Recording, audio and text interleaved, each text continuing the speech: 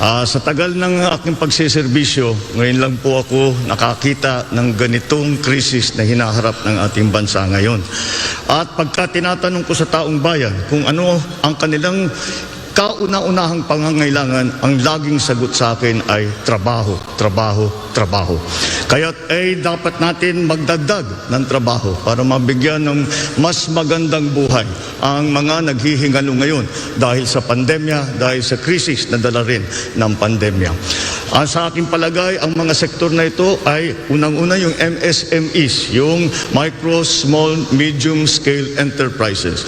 Dahil 95.5% ng ating negosyo ay nasa kategoryang yan, 62% ng employment ng mga employer ay nasa kategoryang yan.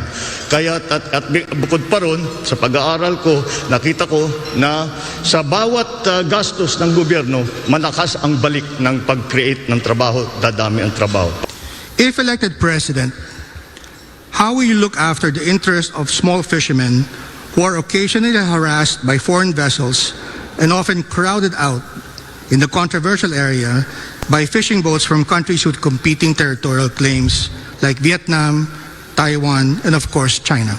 Hindi lamang sa conflicting claims sa gitna ng Pilipinas at saka China. Kaya't ngayon lang ang nakita kong national election na naging issue ang West Philippine Sea or ang foreign policy. At sa palagay ko, sa dami ng ating kailangan ayusin sa ating pagsasama, sa pagkaalyansa natin sa China, ay unahin natin ito.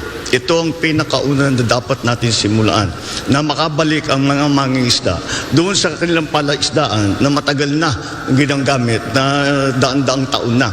Siguro naman, may papaliwanag natin sa China na ang mga bangka ay hindi naman military threat yan sa kanila. Bakit sila maglalagay ng warship doon?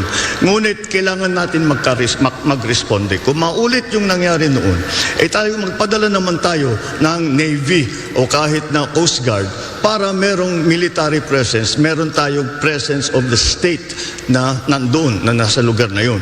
Pangalawa, puntahan natin ang ASEAN at magpatulong tayo sa ASEAN. Dahil ang ASEAN ay meron din binubuo na code of conduct para sa ASEAN at saka sa China, at sana maipasa na yan.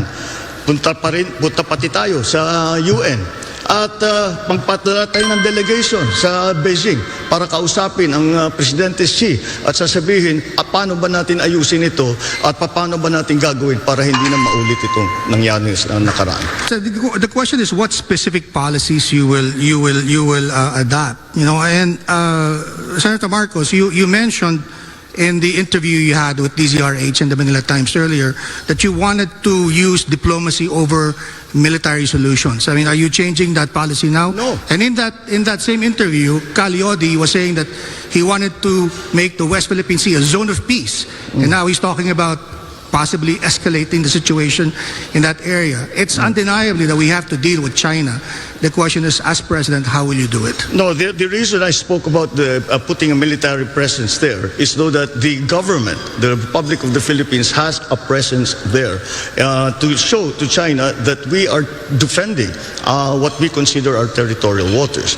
And that is not for them to go there to fire upon the Chinese vessels, but merely to make their presence felt so that the Chinese know we are aware of what they are doing, we do not agree with what they are doing, and we carry on with our diplomatic back channel, side channel, whatever way we can do to fix the problem and make us have a system so that we no longer have this problem again.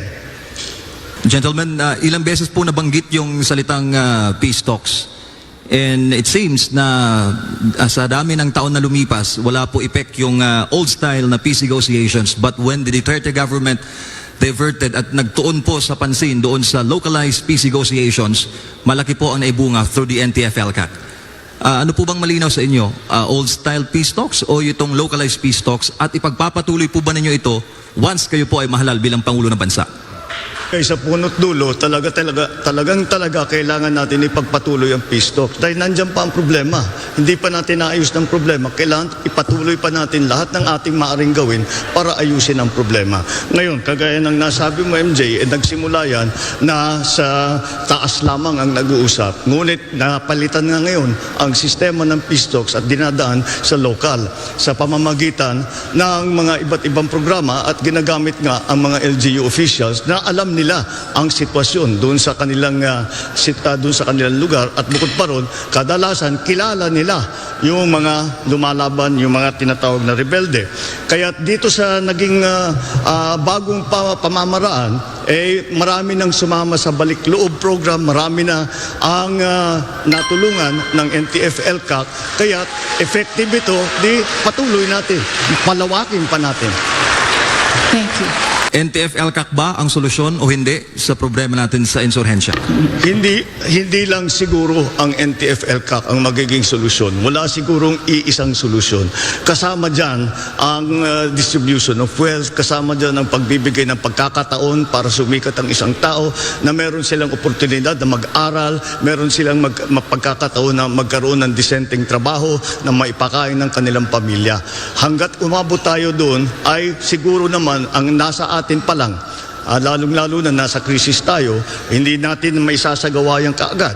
At umaahon pa lang tayo sa krisis natin, kailangan siguro natin ay talagang ipagpatuloy yung peace talks, ipagpatuloy yung balik loob program, pagpatuloy yung NTF-ELCAC.